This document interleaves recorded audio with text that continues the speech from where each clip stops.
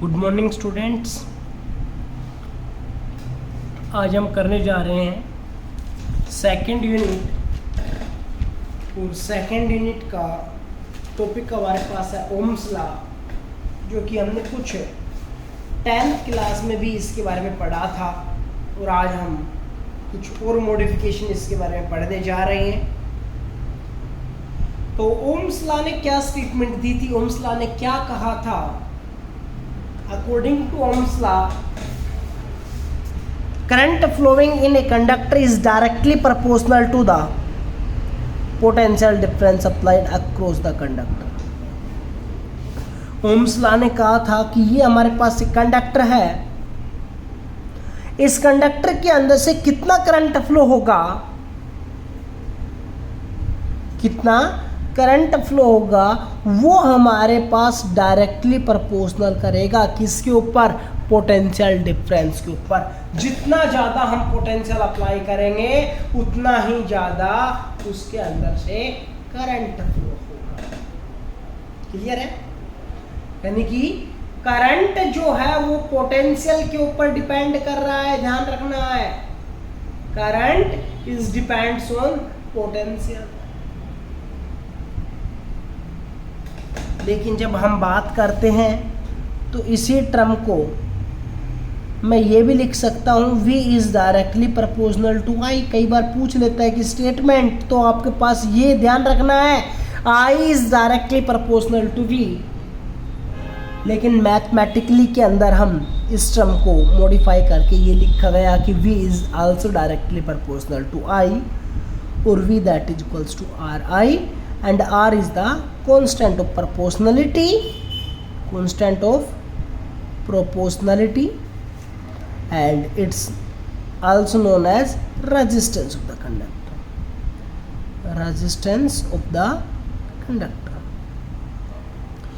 एक बात आपको और ध्यान रखनी है, जब मैं बात वापस जा रहा हूं डेफिनेशन के ऊपर, स्टेटमेंट के ऊपर ओम्स लॉ की, तो उसने कहा था it states that current flowing in a conductor is directly proportional to potential difference applied across the conductor when some physical quantities like temperature,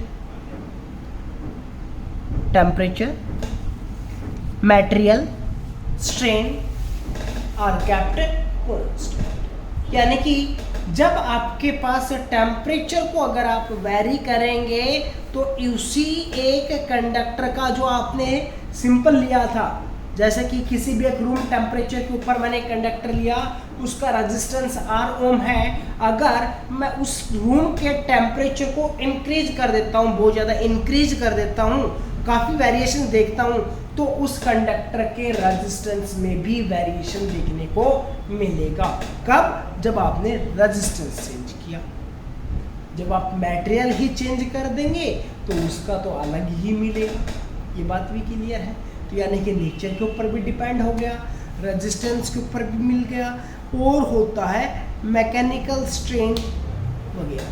तो अगर हम इनके ऊपर देखें तो मैकेनिकल स्ट्रेन जिसके अंदर स्ट्रेचिंग वगैरह जो उसके ऊपर स्ट्रेस ना डाल रहा हो, तो उस कंडीशन के अंदर अगर हम देखें तो उस कंडीशन के अंदर भी रेजिस्टेंस चेंज होता है, ये आपको ध्यान रखना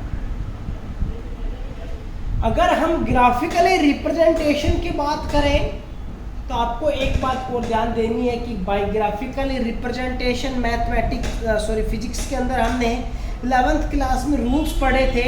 all dependent terms are taken on. जो डिपेंडेंट टर्म है वो किसके ऊपर ली जाती हैं? Are taken on y axis, and all independent terms are taken in on x axis.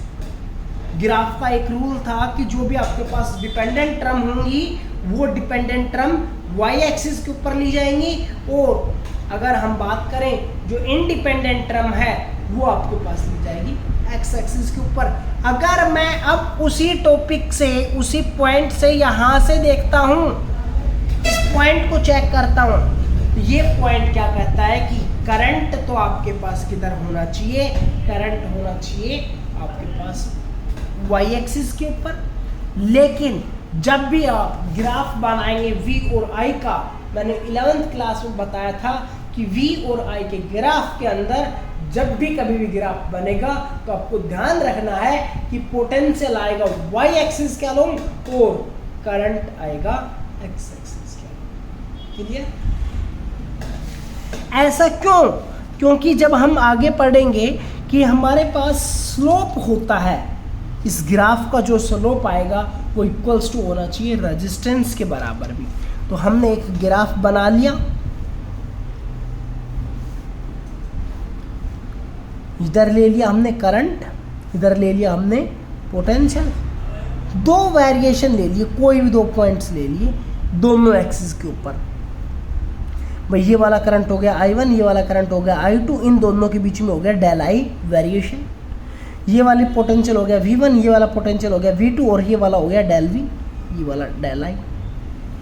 अब यहाँ से मैं अगर मैं ये वाला एंगल अल्फा लेता हूँ तो tan अल्फा निकालना। भाई एक बार tan alpha that is equals to perpendicular मतलब डेल V बाई में डेल I। ये हमारे पास किसके बराबर हो गया? Change in potential divided by में चेंज इन करंट, जो कि हम यहाँ से क्या लिख सकते हैं? R that is equals to del V by del I। तो ये क्या बन जाएगा हमारे पास? tan जो देगा tan अल्फा जो होगा वो क्या बताएगा?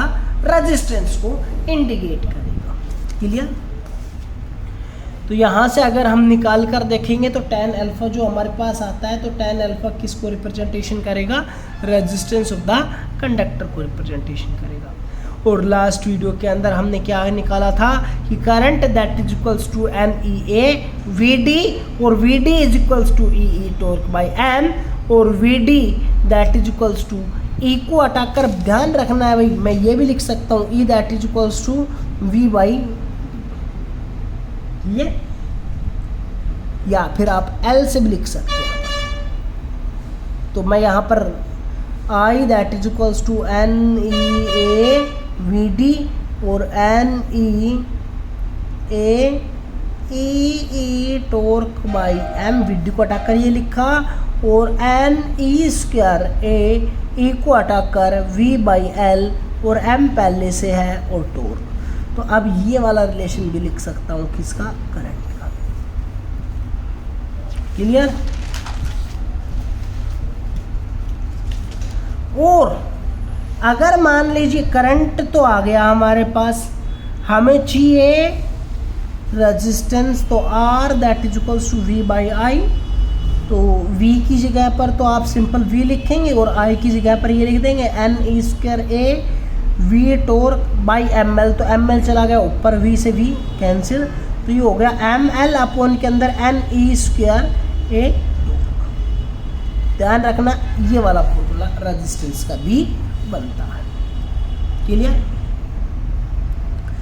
जब हम बात करते हैं इलेक्ट्रिकल रेजिस्टेंस के बारे में, तो इलेक्ट्रिकल रेजिस्टेंस जो है वो आपके पास किन किन फैक्टर्स के ऊपर डिपेंड करता है और उसकी यूनिट तो आपको 10th क्लास में भी आपने पढ़ी थी कि उसकी यूनिट किसके बराबर होगी? ओम के बराबर होगी। डायमेंशनल फॉर्मूला आपने पोटेंशियल का पीछे निकाला था फर्स्ट चैप्टर के अंदर और करंट का आपने निकाला था इसी चैप्टर के अंदर। तो डायमेंशनल फॉर्मूला आप कैलकुलेट कर सकते हैं। V that is equals to W by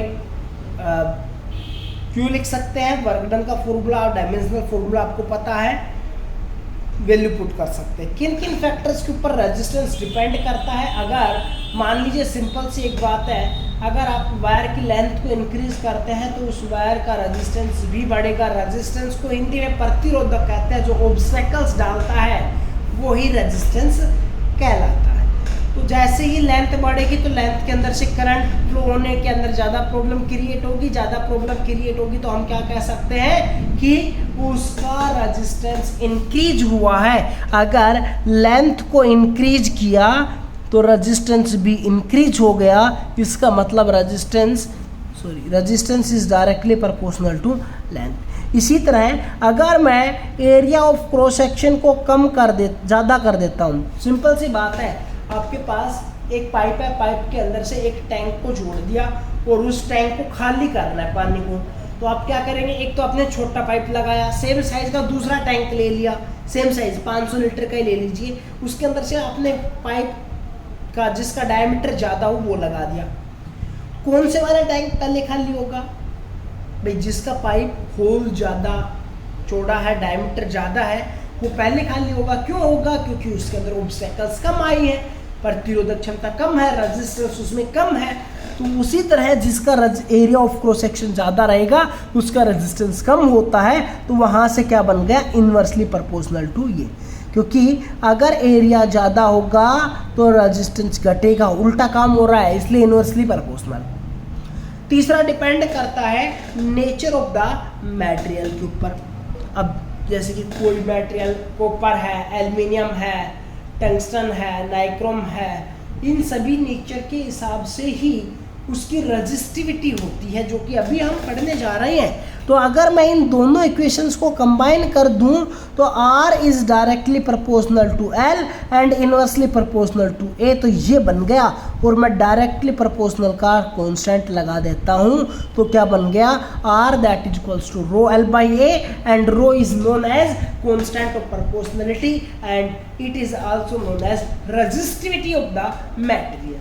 यानी कि अभी जो मैं बात कर रहा था नेचर ऑफ द मटेरियल, तो जो मटेरियल का जो नेचर रहेगा उनकी रजिस्टिविटी अलग अलग मटेरियल के लिए अलग अलग होगी। क्लियर? अगर आप मटेरियल का नेचर को चेंज करते हो तो उसकी रजिस्टिविटी भी चेंज होगी।